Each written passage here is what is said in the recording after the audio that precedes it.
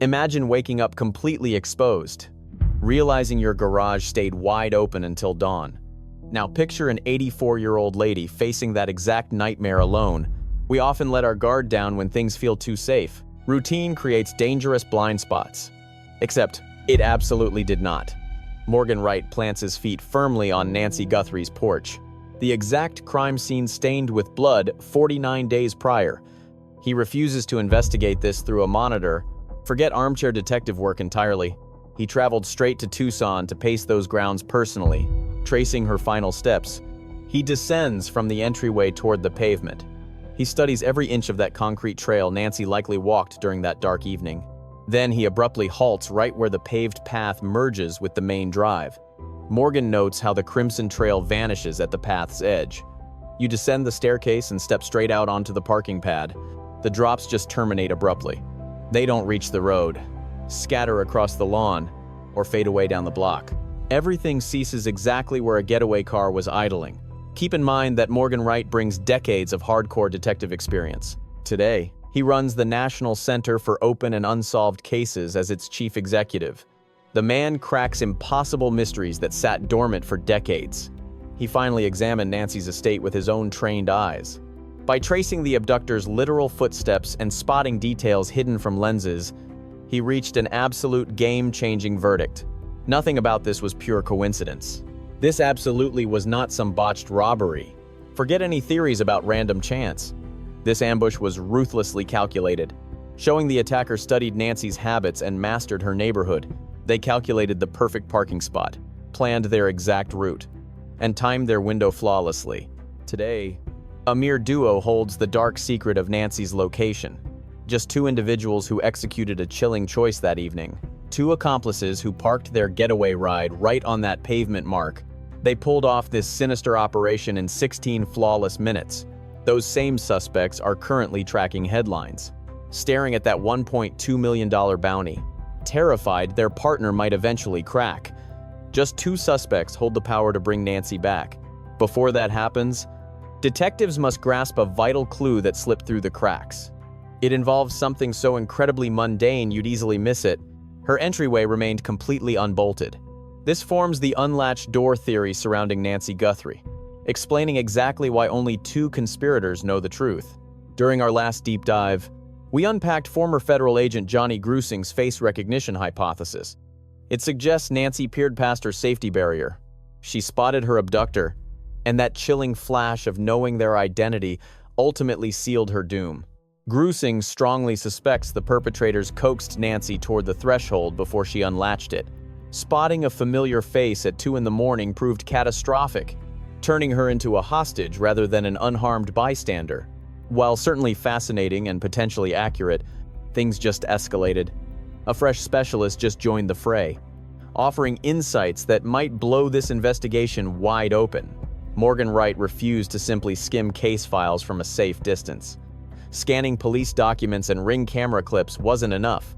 He booked a flight to Tucson, paced Nancy's yard, and occupied the attacker's exact footprint. He personally scrutinized the tangible crime scene. His findings inject vital fragments into this mystery.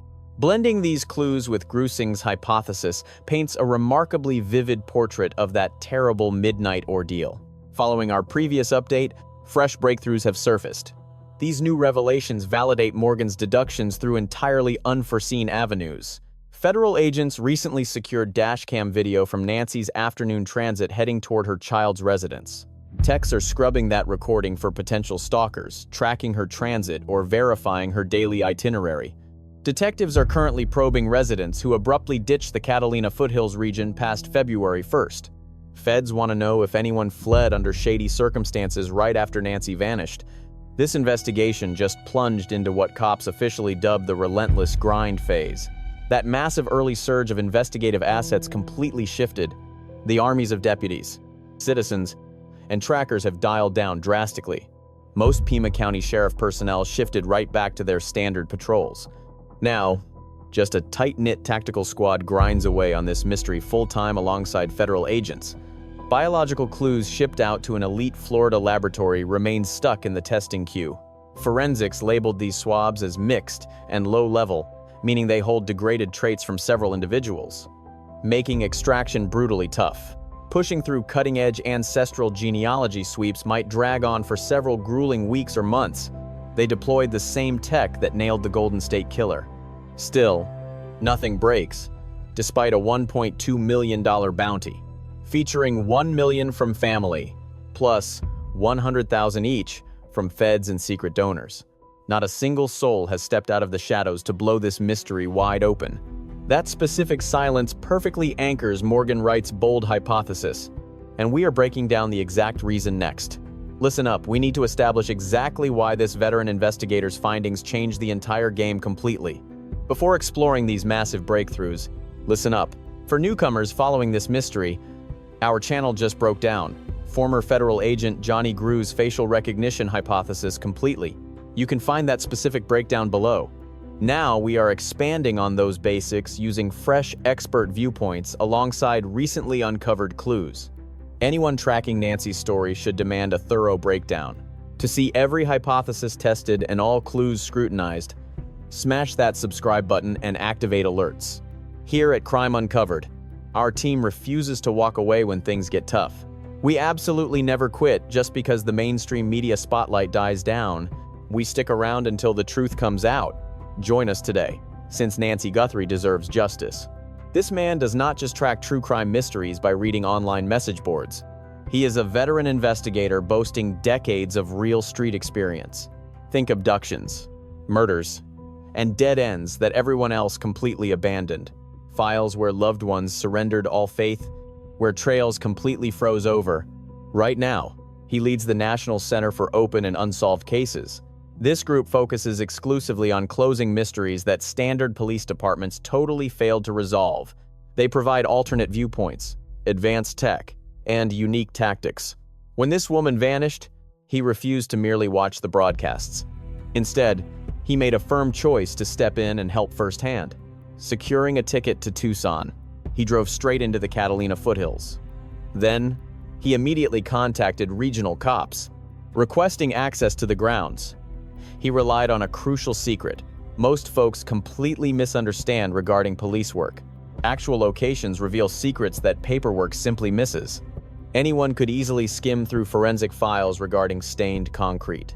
However, physically pacing that deck reveals the true gap between the entrance and the street, mapping every sightline.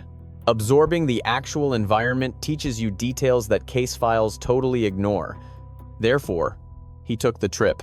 He planted his feet exactly where the victim bled, where a massive struggle unfolded, and where her entire life shattered forever.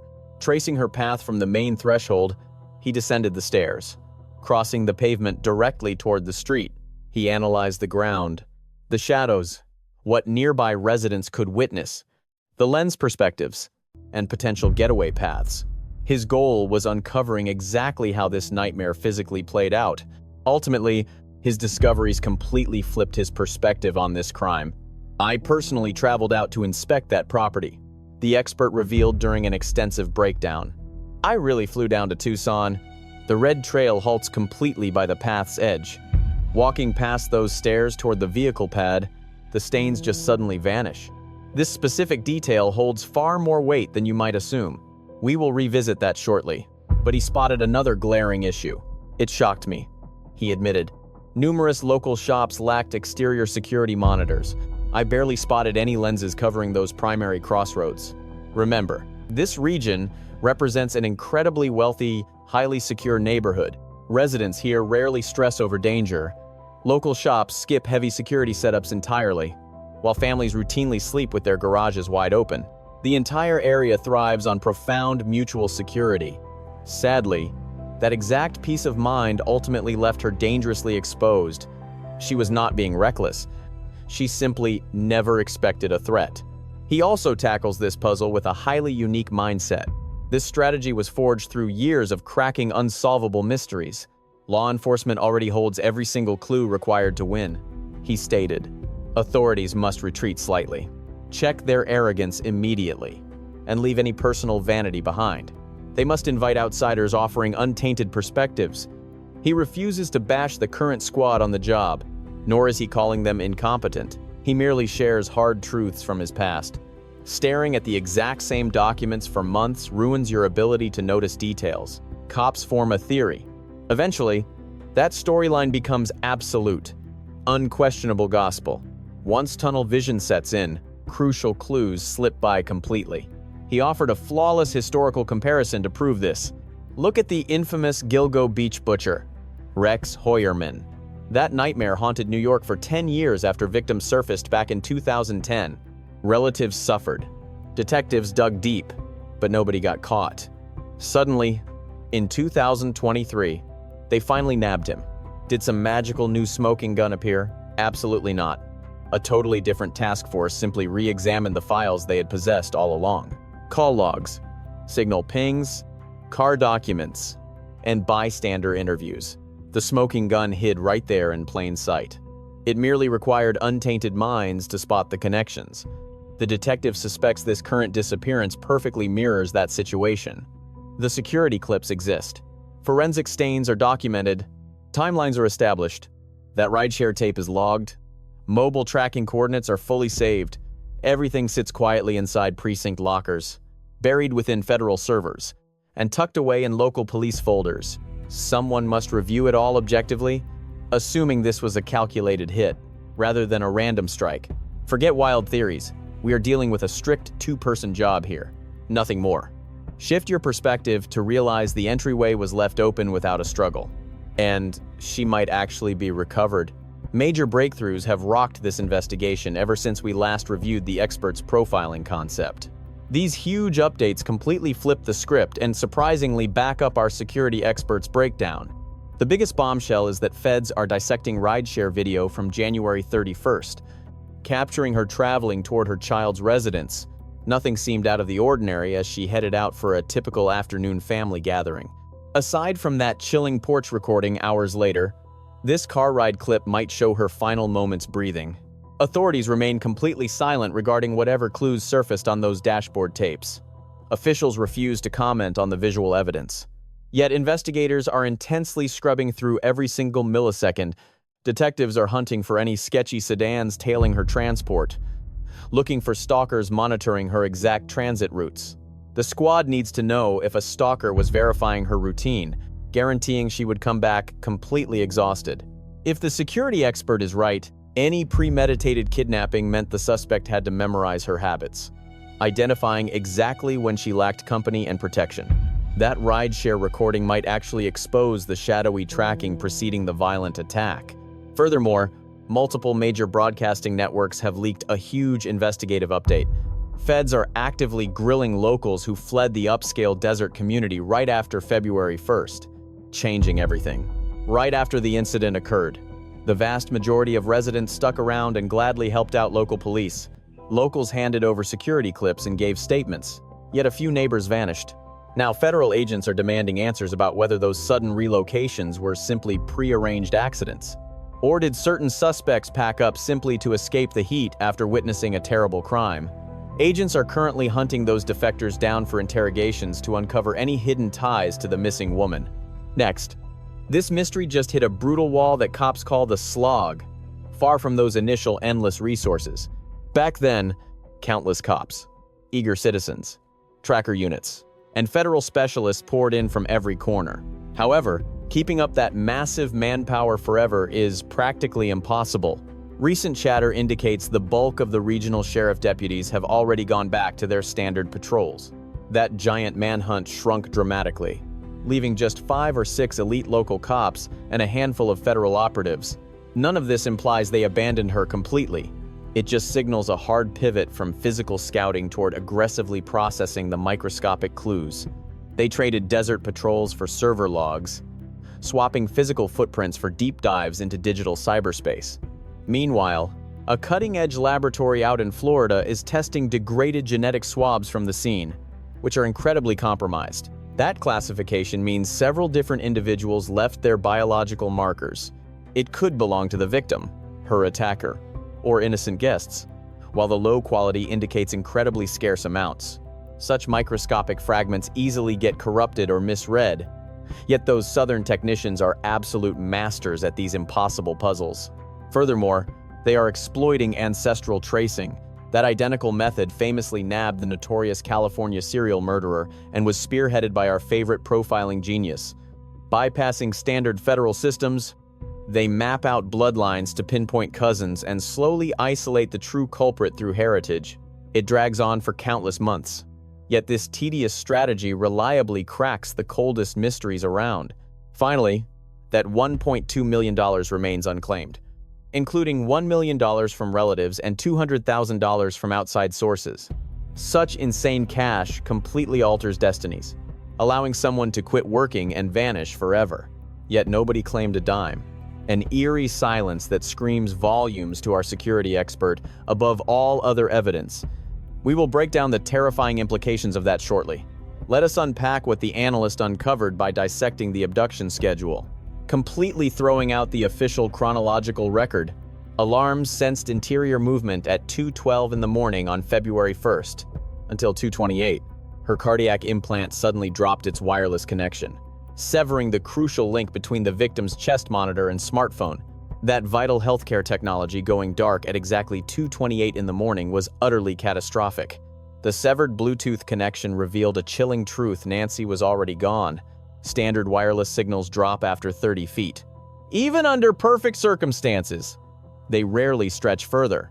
By 2:28 in the morning, our victim had undoubtedly crossed that 30-foot threshold. Honestly, she was likely much further away. The attackers had probably forced her into a fleeing getaway car. This establishes a massive 16-minute gap between 2:12 and 2:28 in the morning. Barely 16 minutes spanned from that initial indoor movement until her total vanishing act. According to Morgan Wright, these precise timestamps expose the true motive behind the sinister event. Forget the idea of a simple robbery gone wrong. The logic completely fails. Put yourself in a petty thief's shoes. You break into a seemingly empty residence. Your sole focus involves snatching money, expensive gems, devices, and easily pawned goods. Suddenly, an 84-year-old resident catches you off guard. She is awake. You lock eyes. How would a standard criminal react here? They bolt immediately. Nobody wants a violent struggle or an eyewitness. Upgrading a break-in into violent battery or forced abduction makes zero sense. They simply escape. Imagine, just for a moment, that our intruder flips the script. This specific criminal suddenly determines that stealing a human being beats leaving a witness. Consider the sheer chaos squeezed into the following 16 minutes. Step 1 requires formulating that drastic choice on the spot. The prowler must suppress their fight-or-flight panic. Then they must embrace a significantly heavier felony carrying massive prison sentences. Step 2 involves restraining an 84-year-old victim who remains incredibly alert, conscious, and completely ready to fight. Our victim was remarkably strong. She remained vocal. She could easily scream out.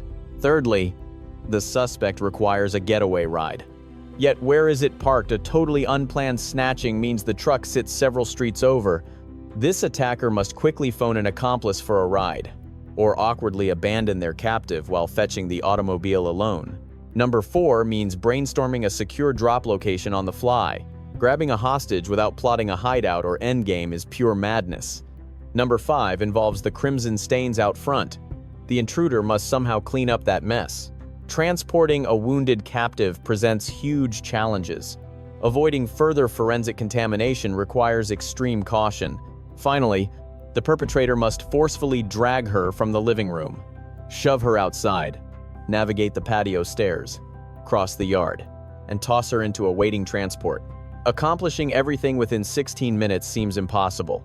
During his broadcast, our expert noted that cramming a sudden shift from casual theft into a quarter of an hour means a thief suddenly switches gears, scrambles to secure vehicles, coordinates backup, maps out hiding spots, and summons an entire crew almost instantly. The entire narrative falls apart. Nothing makes logical sense.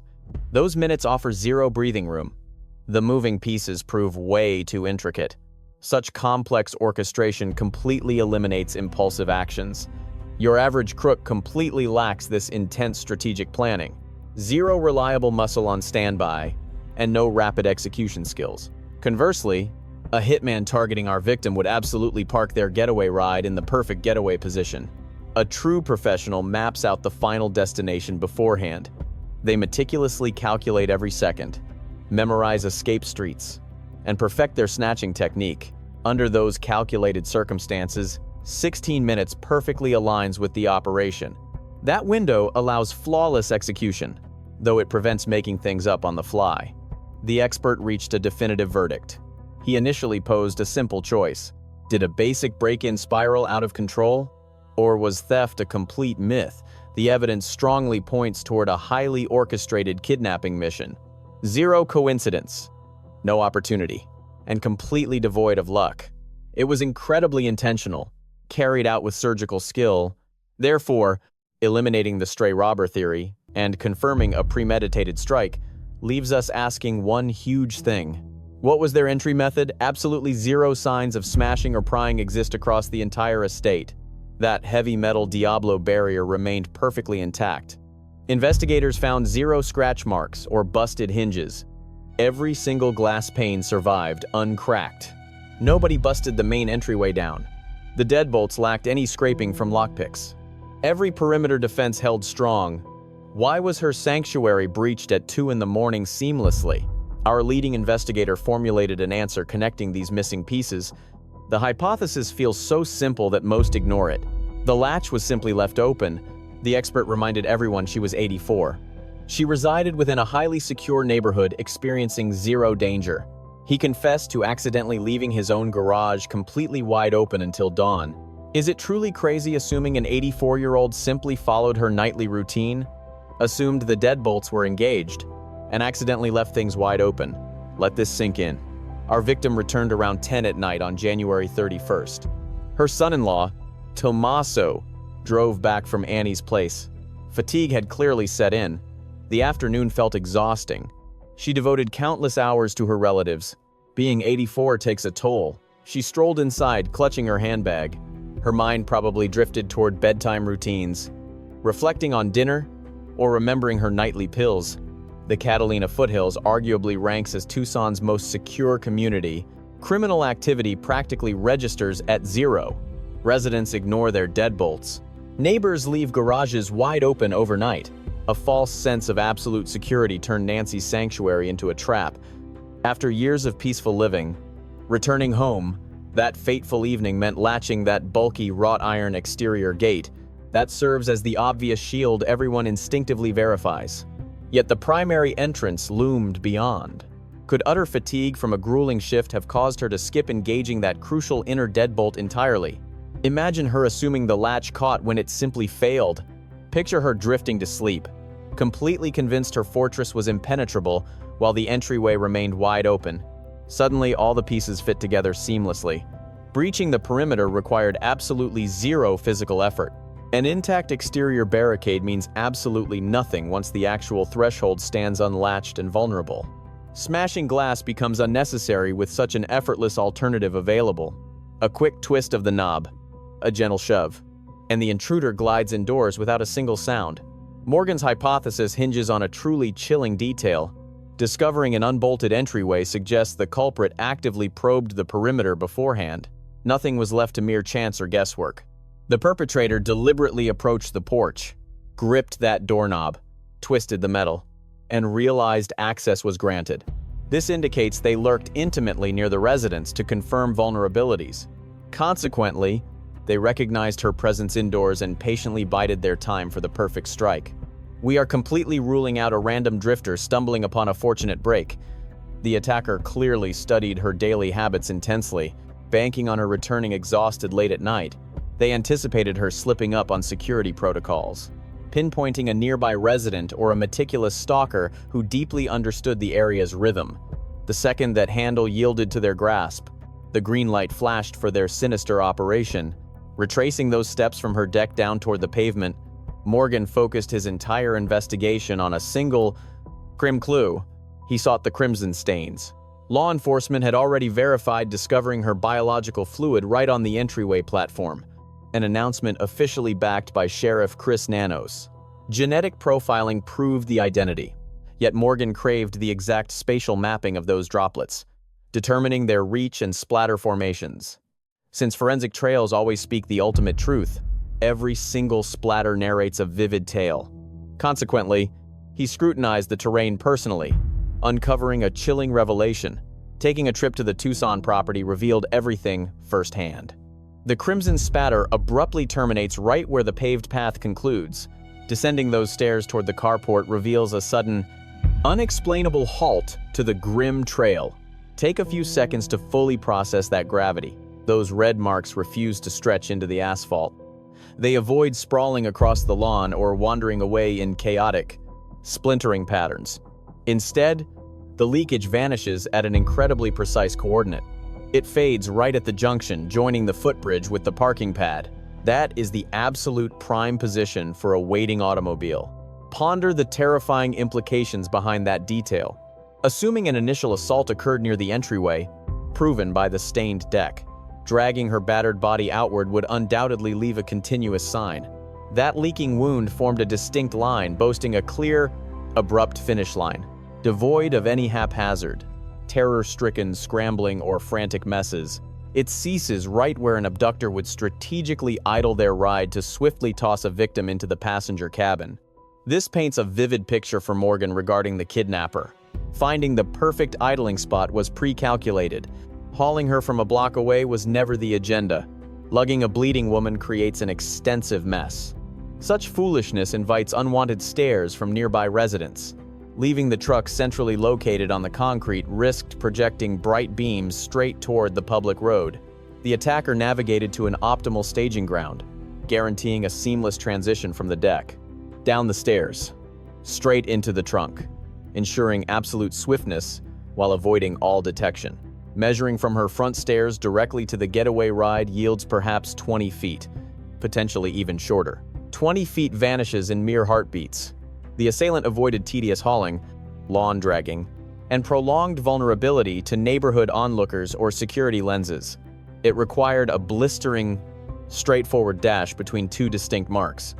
Spontaneity played zero role here. A frantic amateur improvising on the fly leaves vastly different evidence. This mastermind meticulously mapped out every single angle, deeply grasping the architectural flow. They analyzed the visual angles from adjacent properties and mapped the swiftest, most concealed route, connecting the deck to the automobile. Premeditation drips from every angle of this crime. The crimson trails undeniably confirm that terrible reality. Those drops abruptly vanish right at a tactically chosen loading zone, defying the messy sprawl of sheer panic or chaotic chance. Cementing a narrative of cold, calculated precision. This juncture is exactly where the investigator sharpens his psychological profile incredibly well. Such meticulous insights actually deliver our brightest glimmer of optimism regarding her recovery. He strongly theorizes a maximum of 2 individuals executed this entire kidnapping. Forget sprawling syndicates, organized mafias, or a bloated crew of loosely trusted associates. A solitary phantom, potentially backed by a single partner, tops the list. Wondering why he sounds incredibly certain? Just look at the bounty. Currently, a staggering $1.2 million sits waiting for anyone possessing actionable intelligence about her whereabouts. Her relatives alone pledged $1 million. Federal agents added $100,000, plus another anonymous $100,000. Truly comprehend that massive sum. Handing someone $1.2 million entirely rewrites their destiny. We are talking mortgage clearing, permanent vacation levels of cash. Generational wealth permanently deletes financial anxiety forever. That exact figure shatters lifelong bonds, disintegrates deep allegiances, and thoroughly crushes any lingering paranoia under pure greed. But somehow, that life-changing payday remains completely unclaimed. 50 long days have vanished. Endless news cycles have spun, and federal agents have begged the public. Yet absolutely nobody is talking. The hotlines are completely dead regarding any actual breakthrough evidence. Absolutely nobody has stepped up to grab that $1.2 million. For investigator Morgan Wright, this deafening silence paints a crystal-clear picture. He dropped a heavy truth bomb during his recent sit-down. We might be strangers, but I would gladly sell you out for $50,000. He is simply stating cold facts about basic human greed and real-world reactions to cash. Dangle $1.2 million out there, he noted, When massive cache fails to generate leads, what is the obvious takeaway? He answered directly. We are absolutely dealing with an extremely tight circle, strictly limited to just one or two individuals at the very most. The moment a single culprit shares their dark truth with anyone else, the hidden reality inevitably shatters. Process that reasoning carefully. The logic is entirely bulletproof. Had 5 individuals orchestrated Nancy's vanishing, what are the actual chances they all keep quiet? At least one accomplice would spot that $1.2 million and imagine a totally upgraded lifestyle.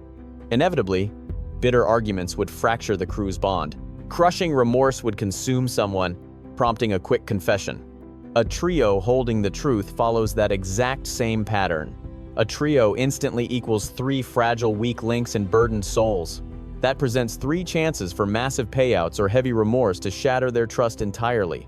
Someone inevitably squeals, though a duo fundamentally alters the entire situation. Whenever a lone partner snitches, their accomplice instantly knows who betrayed them. This essentially creates absolute mutual annihilation. Turning on your partner guarantees an immediate counterattack. Complete ruin destroys both parties, ensuring their lips remain tightly sealed. This relies entirely on the terrifying threat of mutual retaliation, rather than intense loyalty or some genius criminal mastery. This beautifully explains why Morgan feels that $1.2 million remains ineffective. The protective circle is simply too small for cash to shatter. However, a genuine glimmer of optimism exists within this grim breakdown. A duo forms an incredibly isolated bubble. Having only 2 suspects severely limits the investigative trails. It heavily restricts eyewitness encounters while minimizing sloppy mistakes. Conversely, it drastically reduces the number of souls bearing this crushing psychological burden. Dark realities of this massive magnitude rarely remain concealed indefinitely when simply shared by a pair. Immense remorse will eventually consume at least one of them. Nancy lived 84 years, serving as a beloved mother and grandmother. Snatching her felt personal. And somebody will inevitably view that $1.2 million differently. Financial desperation could easily strike them. Their daily reality might suddenly shift. Pure panic could easily conquer their paranoia. A suspect will eventually confess to a trusted confidant, perhaps a romantic partner or sibling, who might then alert federal authorities. A critical blunder is absolutely bound to happen. Somebody will accidentally utter a detail that contradicts their alibi, display bizarre behaviors, radically alter their daily habits. Or one partner will just abruptly conclude that this dark burden is far too exhausting to endure. Once that inevitable domino finally falls, the authorities will undoubtedly locate Nancy. Morgan Wright offers crucial advice for the detectives hunting Nancy's captors. Please recognize that his direct input is not a harsh critique. These wise words flow from a veteran who walked their exact path. Morgan confidently declared that law enforcement already holds every single clue necessary to crack this mystery. The squad must retreat for a moment, swallow their personal pride, leave massive egos outside, and invite unburdened professionals to examine the files.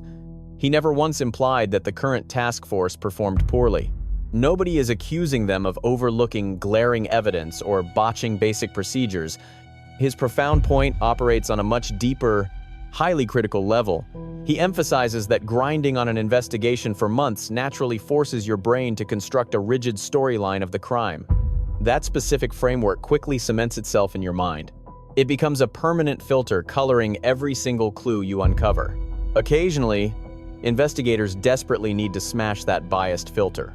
The expert provided a flawless historical comparison highlighting this psychological trap. Consider the infamous Gilgo Beach butcher. Long Island predator Rex Hoyerman. Cops unearthed multiple corpses back in 2010, exposing a lethal phantom hunting for decades. Federal agents jumped in immediately. Suffolk County detectives chased down leads relentlessly. Yet handcuffs never clicked on a suspect's wrists. The trail froze completely.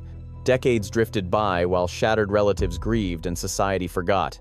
Then, in 2023, authorities finally caged Rex Hoyerman. How did it suddenly crack? Did crime scene techs uncover hidden evidence? Did a terrified bystander suddenly speak up after 10 long years? Was a futuristic forensic tool suddenly invented? Absolutely not. A completely different squad of detectives simply reviewed the boxes with zero preconceived notions They gathered up the dusty files, examining ancient call logs, tower pings, and car paperwork, alongside old testimonies and lab results that had gathered dust for ages. Viewing them through an entirely altered paradigm, the rookies posed brilliant, unorthodox questions. They linked ignored details together. The unit shattered theories previously worshipped as pure gospel, cracking the mystery entirely through a shifted mindset rather than magical new clues. Morgan firmly insists that Nancy's tragic puzzle requires that exact same revolutionary approach. A killer might be hiding in plain sight on that porch camera video. Experts have reviewed it relentlessly. Yet changing our perspective could suddenly expose the ultimate clue. Crime scene investigators already processed and heavily cataloged the physical gore. However, shifting the theory from a botched robbery to an intentional kidnapping transforms everything, especially the established chronology. Movement began at 2:12 in the morning, followed by cardiac monitor failure at 2:28. Seeking calculated execution rather than chaos could completely rewrite those 16 minutes. Federal agents currently possess the ride-share dashcam footage. Yet, identifying a lurking figure or a distant parked car requires knowing precisely which subtle anomalies to scan for in the background. We possess the electronic footprints, from mobile application tracking to local network connections left by nearby devices during the incident. Those network traces mean something entirely different if we pursue a duo instead of a larger crew. While bystander accounts remain available, locals reported strange noises and odd sights. But evaluating these testimonies with a new perspective might link the clues perfectly. Every single piece of this puzzle currently rests inside police archives, server drives, and official paperwork. Nobody needs fresh discoveries, just a completely new perspective on the existing files. Morgan admitted that fortune often beats pure skill in this line of work, especially when an observant local catches a crucial conversation. The detective shared another relevant story from his past. An old college buddy turned Ohio investigator spent years pursuing a 44-year-old mystery involving the only unresolved police murder in town. This case is more than a mystery, it is a powerful reminder of how fragile safety can be, even in places we trust the most. Nancy's story shows that danger does not always come with warning signs.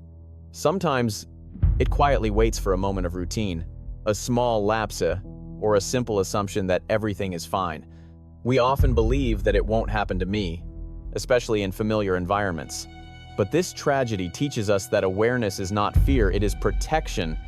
Locking a door, questioning unusual behavior, or staying alert to our surroundings can make a life-saving difference. At the same time, this story highlights the importance of persistence and truth. Investigators, families, and communities refuse to give up because every life matters, no matter the time passed. Justice is not just about solving a case, it is about honoring a person's existence and giving their loved ones peace. Most importantly, this reminds us to care more deeply for those around us. Check in on family, especially the elderly. Pay attention. Speak up if something feels wrong, because sometimes the smallest action or inaction can change everything.